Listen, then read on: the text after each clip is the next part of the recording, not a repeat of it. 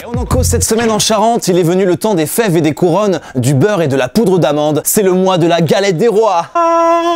C'est un moment clé pour les pâtissiers, certains réalisent même 15% de leur chiffre d'affaires annuel. De la galette crème à 7 € au Leclerc jusqu'à la bonne frangipane chez un artisan pour plus de 30 €. Mais il y a le côté sombre de l'épiphanie, un sujet plus clivant que l'affaire Dreyfus. Chocolatine ou pain au chocolat? Ou les gilets jaunes? Brioche ou frangipane? Mais comment tu oses me demander ça?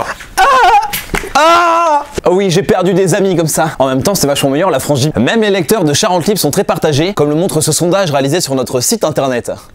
Je vais couper court au débat en direct en goûtant devant vous ces deux galettes. La meilleure galette, c'est un coup de chapeau cette semaine aux drôles de dames de clés. Chantal Chauvin, Josette Robex et Marie-Hélène Tinon ont enquêté pendant 1 an sur le passé de leur commune. Elles ont fouillé dans les archives départementales et ont même tenu des permanences pour recueillir les témoignages des habitants. Racontez-moi comment c'était à l'époque, pas de pression hein. 2 janvier 1959, oui. Il pleut beaucoup. Bon, évidemment, le résultat est beaucoup plus intéressant que ça. On apprend par exemple qu'il y avait une léproserie à Clé en 1875. Ça sert à rien ce truc.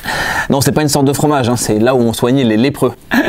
Elles ont aussi retrouvé la trace du premier maire élu à Clé en 1791, Pierre Salé. À ne pas confondre avec son cousin Jacques Poivre. C'est une blague de l'époque. Hein.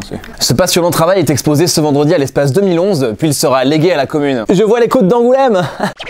Ce n'est pas un scoop, il y a de moins en moins d'eau sur Terre et Rivière de Charente pourrait diminuer de moitié d'ici 2050.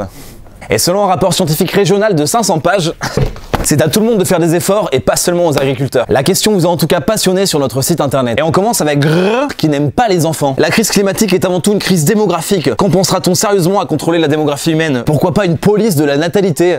Stop monsieur Dram, vous êtes en état d'arrestation pour procréation. Mais vous pouvez continuer. Et d'où ils sortent tous ces mioches?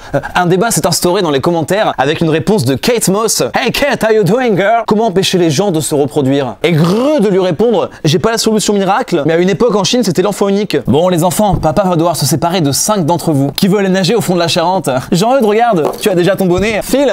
Grrr enchaîne, certains ont peut-être observé quand les lapins de Garenne pullulent, la myxomatose fait son apparition. Oh stop les gars, là, ça va trop loin, j'arrive plus du tout à m'y retrouver entre la myxomachin, le lapin nain et l'enfant unique de Garenne chinois là. Je suis plus du tout là.